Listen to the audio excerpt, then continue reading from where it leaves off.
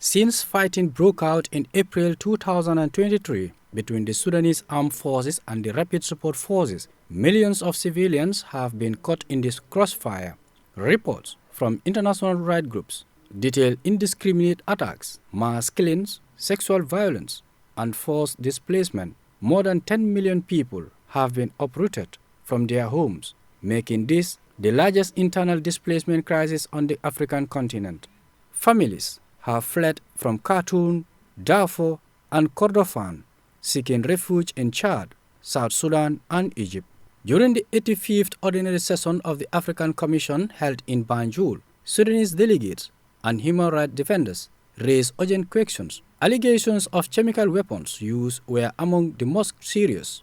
Chairperson Honorable Commissioner Hatem Essien responded that the Commission could neither confirm nor deny the claims. There was also a question on chemical weapons. As far as we know, all the interviews that we conducted, all the witnesses that we heard, we didn't encounter that issue.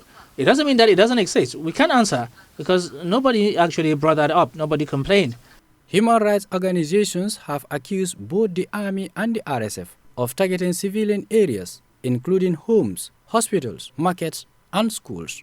Witnesses describe widespread looting and destruction that has left millions without access to food, water, or medical care.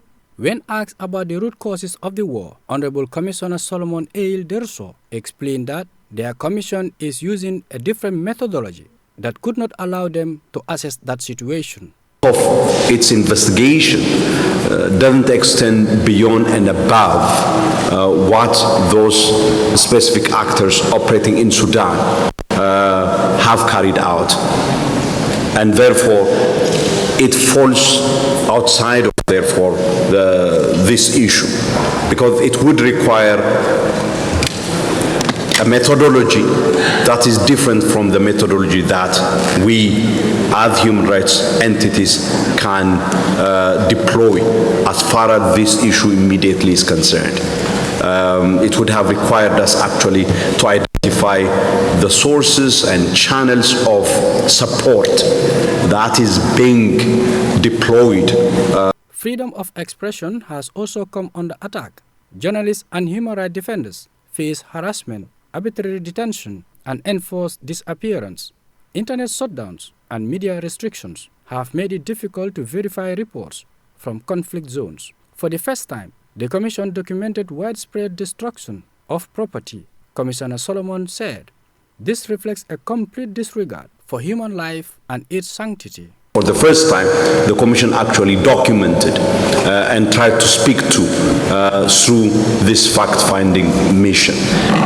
Finally, I think it's worth mentioning that one of the characteristic features of this war is the complete lack of regard, to the sanctity of human life, to the sanctity of bodily integrity of Sudanese. That this is a war that is fought on the bodies, lives, and livelihoods of Sudanese.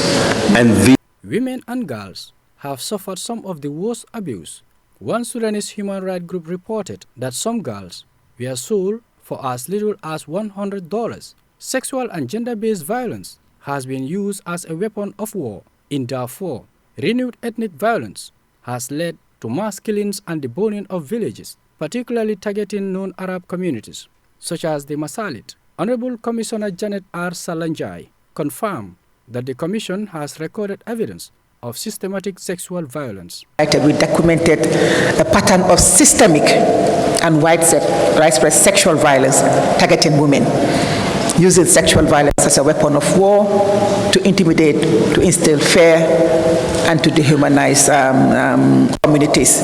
We have evidence of rape, gang rapes, and sexual slavery, and all forms of violence. These are things that came out. And some of this happened within the context of what was happening during the war, even in refugee and internally displaced persons camps, and some of the witnesses who gave testimonies who are in other countries, because we had witnesses who gave testimonies to us from other countries where they're seeking refuge. All this. both within Sudan and outside.